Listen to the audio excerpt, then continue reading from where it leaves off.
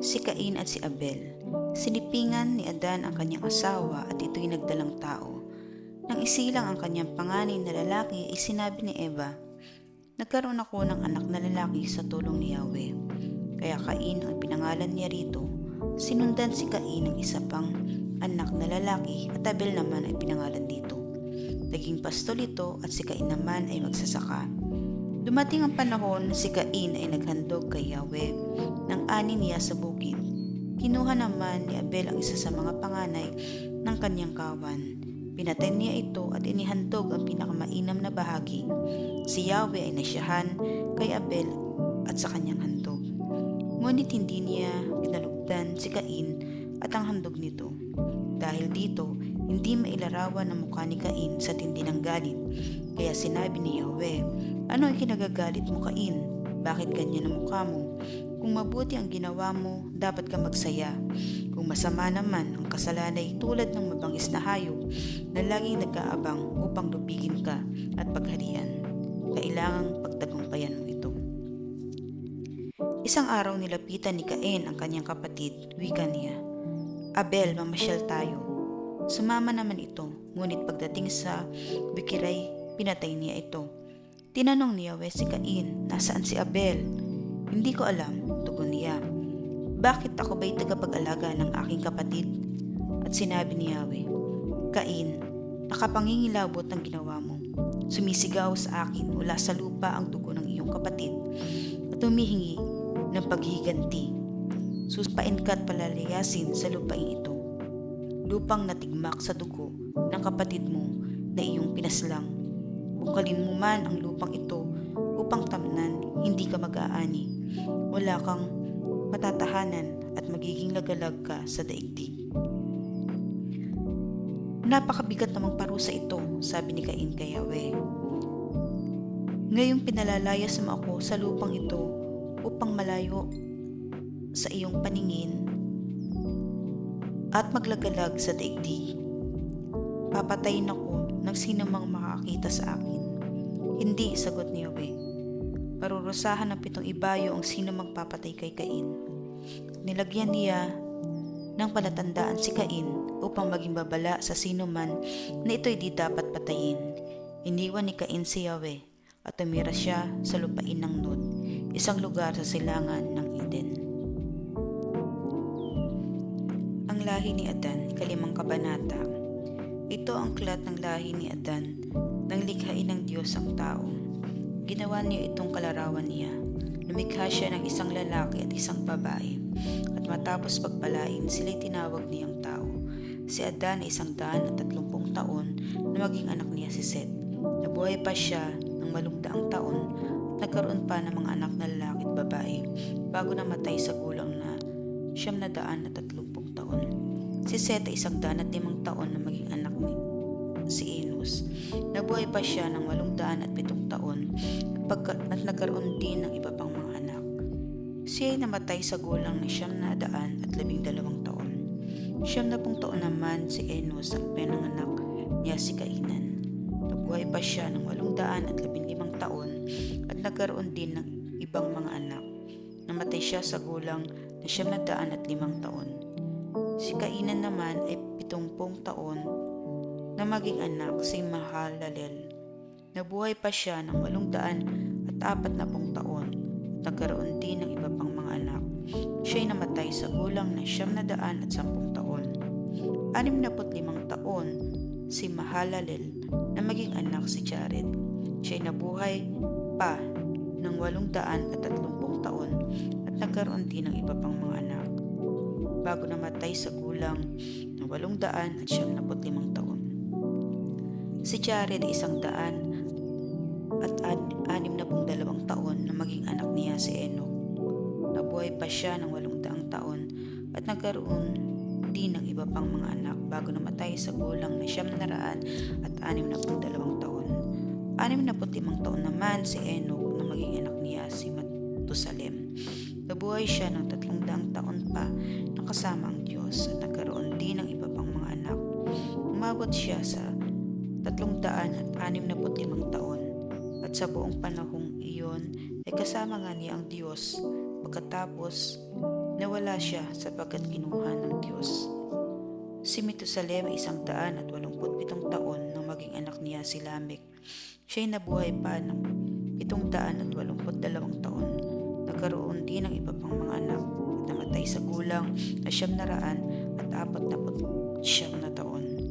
Si Lamech naman ay 182 taon na magkaroon ng anak. Sinabi niya, mula sa lupang ito, sinumpa ni Yahweh, pinanganak ang lulunas sa lahat ng ating mga pagpapagal at pagpakasakit. Kaya't Noe ang pinangalan niya sa kanyang anak. Nabuhay si Lamech ng 575 taon at siya'y nagkaroon din ng ibang mga anak bago namatay sa gulang na 777 taon. Si Noe na may 500 taon na nang maging anak niya sina Sem, Cam at Japhet.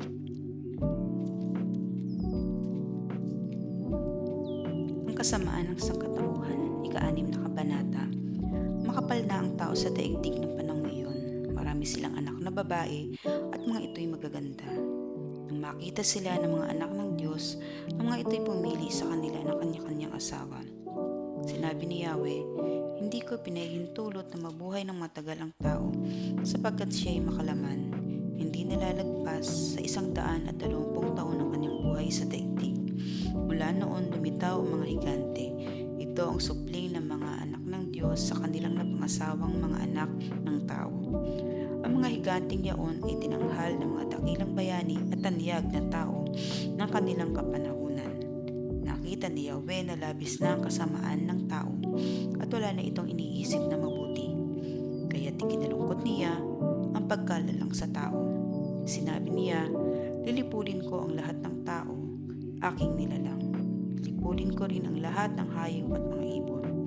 Bakit ba nilalang ko bang mga ito? Sa mga nilalang niya'y si Noe lamang ang naging kalugod-lugod sa kanya. Si Noe, napakabuting tao ni Noe. Siya na lamang ang natitirang matuwid ng panahong iyon. Palibhasa'y namumuhay na kasama ng Diyos. Siya may 3 anak na lalaki, sina Sem, Cam at Japhet. Maliban kay Noe, ang lahat ng tao ay masasama at laganap ang kasamaan kahit saan. Ito ang kalagayang nakita ng Diyos sa lahat ng dako. Pinagawa ng daong si Noe. Sinabi ng Diyos kay Noe, lilipulin ko na ang tao sa daigdig. Umabot sa sukdulan ng kanilang kasamaan. Kaya't pumutol ka ng kahoy na sipres at gumawa ka ng isang daong na may mga silid. Tahiran mo ng alkitran ang loob at labas. Ang daong na gagawin mo ay 400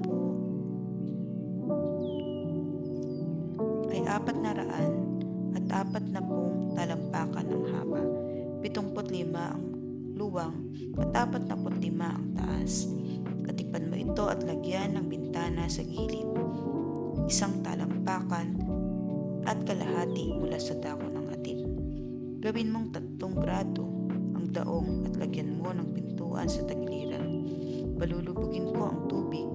Sa tubig ang buong daigdig at malilibol ang lahat ng may buhay sa balat ng lupa. Ngunit ako'y makikipagtipan sa iyo. Isama mo ang iyong asawa at ang mga anak na lalaki, pati mga asawa nila, at pumasok kayo sa daong. Magsakay ka ng 1 pares ng bawat uri ng hayop at huwag mong pababayaang mamatay.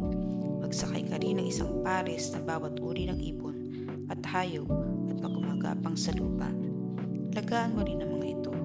Maglaan ka ng lahat ng uri ng pagkain para sa iyong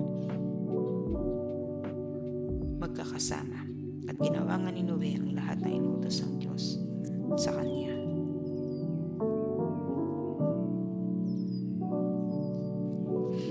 Ang pagdalaw ng mga pantas. Si Jesus ay pinanganak sa Bethlehem ng Judea noong kapanahunan ni Haring Herodes. Dumating naman sa Jerusalem ang ilang pantas mula sa silangan at nagtanong-tanong doon, nasaan ang pinanganak na hari ng mga Hudyo? Nakita namin sa silangan ang kanyang tala at naparito kami upang sambahin siya. Nang mabalitaan ito ni Haring Herodes, siya'y naligalig. Gayon din ang buong Jerusalem.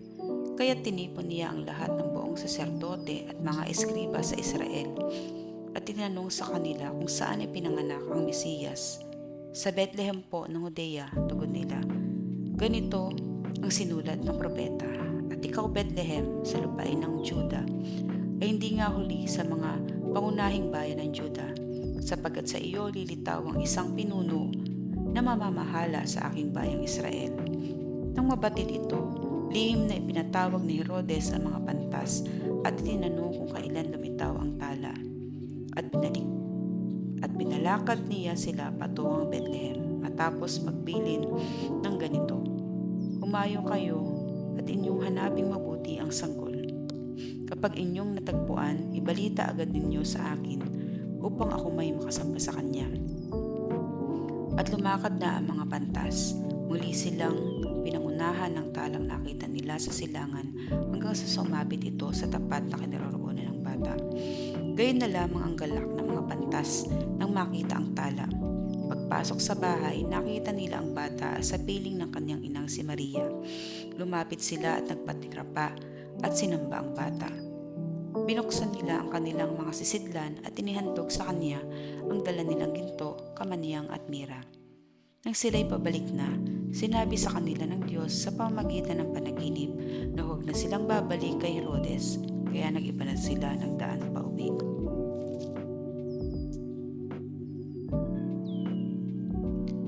Ang pagtakas patungo sa Ehipto. Pagkaalis nila, nagpakita kay Jose sa panaginip ang isang anghel ng Panginoon. Sinabi sa kanya, magbangon ka, dalhin mo agad sa Ehipto ang mag-ina at huwag kayong aalis doon hanggat hindi ko sinasabi sa inyo, sapagkat hahanapin ni Herodes ang sanggol upang patayin. Kaya't dali-daling bumangon si Jose at ng gabing iyo'y dinala sa Ehipto ang mag-ina. Doon sila tumira hanggang sa mamatay si Herodes. Nangyari ito upang matupad ang sinabi ng Panginoon sa pamagitan ng propeta. Tinawag ko ang aking anak mula sa Ehipto. Ipinapatay ang maliliit na batang lalaki. Galit na galit si Herodes nang malamang siya'y napaglalangan ng mga bantas. Kaya't ipinapatay niya ang mga batang lalaki sa Bethlehem at mga palibot na pook.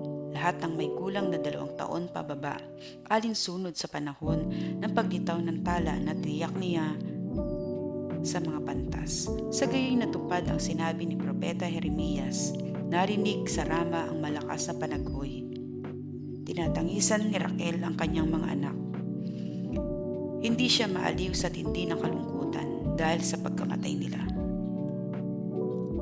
Pagbabalik mula sa Ehipto. Pagkamatay ni Herodes, isang anghel ng Panginoon ang nagpakita sa panaginip kay Jose sa Ehipto. Magbangon ka, sabi sa kanya, iuwi mo na sa Israel ang mag-ina, sapagkat patay na ang nagtangka sa buhay ng bata. Nagbangon siya at inuwi nga sa Israel ang mag-ina. Ngunit nang mabalitaan niyang si Arkelao ang naghahari sa Judea, kahalili ng kanyang amang si Herodes, siya'y natakot na pumunta roon. Muli siyang sinabihan sa panaginip, kaya't nagtungo siya sa Galilea. Sa Nazaret, sila nanirahan upang matupad ang sinabi ng mga propeta, siya'y tatawaging Nazareno.